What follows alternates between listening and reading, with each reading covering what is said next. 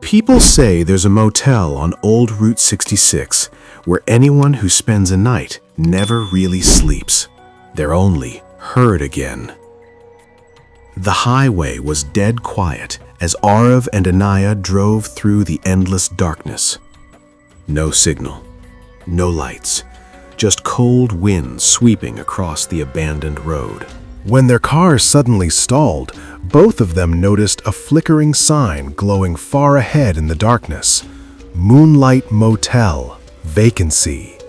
Half flickering, half broken, like it was warning them to stay away. Arav said, "We'll stay for the night, leave in the morning." But Anaya noticed something he didn't. All the cars in the motel parking lot were parked perfectly, but not a single person was inside them. The reception looked like an abandoned hospital. Dim yellow lights, peeling paint, and dust thick enough to write on. The manager stared at them without blinking. His voice was low, oddly calm. "Room 7, and don't step outside at night." The key he handed them was disturbingly warm, as if someone had just been holding it tightly. Room 7 smelled like a place shut for decades. Minutes later, a soft knock came at the door. Arav opened it. No one there. Just an empty hallway lined with missing person posters. Every single one listed the same last known location. Moonlight Motel, Route 66. Inside the room, the bathroom faucet suddenly turned on, except no water came out. Only a whispering voice. "Don't stay here." The faucet kept whispering. The words weren't echoes, they were warnings. When Arav lifted an old painting off the wall, a torn note was hidden behind it. "Room 7 is not safe. If you hear them whisper, don't answer." Just then, the room's old rotary phone rang. No caller ID, just a sharp, piercing ring. On the fourth ring, it stopped on its own. A faint voice came through the receiver.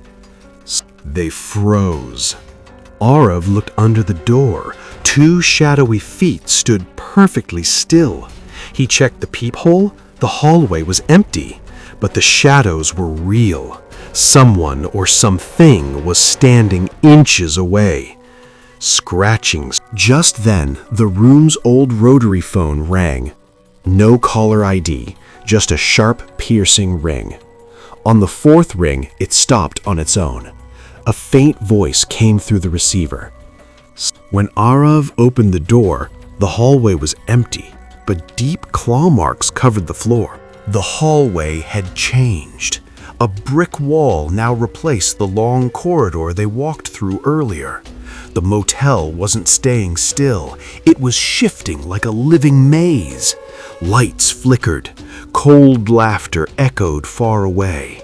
At the end of the corridor, a crooked, inhuman shadow stood motionless. Its limbs were bent the wrong way. Anaya whispered, "Arav, close the door, now." Something began crawling along the walls outside, testing the room from all sides. Lights flickered in sync. The curtains slammed shut. The blanket on the bed dipped as if someone sat down.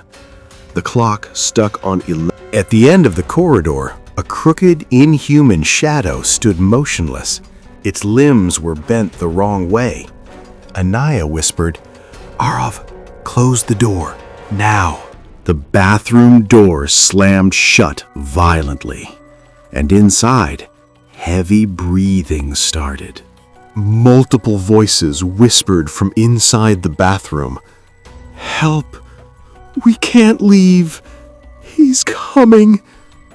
Arav stepped forward, but the door was punched from the inside. Bang! The voice inside changed.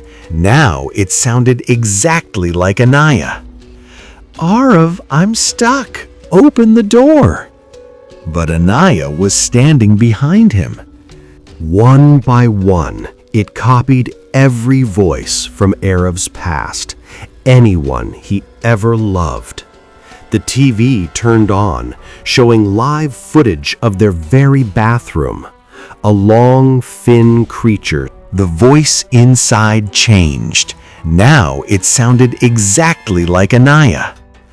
"Arav, I'm stuck. Open the door."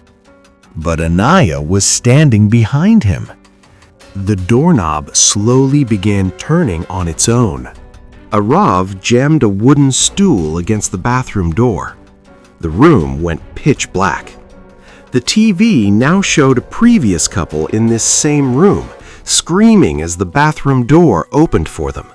The walls of room 7 began to bend inward, handprints pushing from inside the walls. The trapped voices begged, "Run! He's not outside! He's behind you!" They turned, and the creature stood in the corner.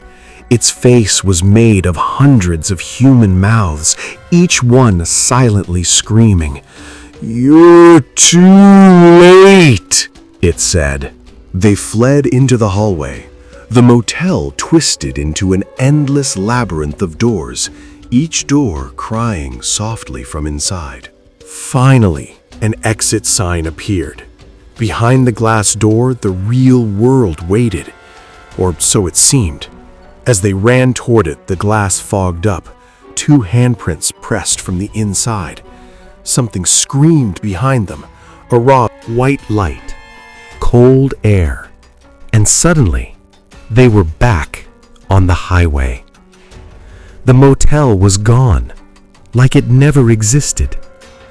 Breathing hard, they ran into their car. Just as they started the engine, Arav noticed something in the rearview mirror. Their reflection wasn't alone. A third shadow stood behind them, long, crooked, a faint cluster of mouths on its face. The car radio switched on by itself. Moonlight Motel is never empty. Then it shut off. Arav sped onto the highway without a word because they both realized something horrifying. The motel didn't let them go. It followed.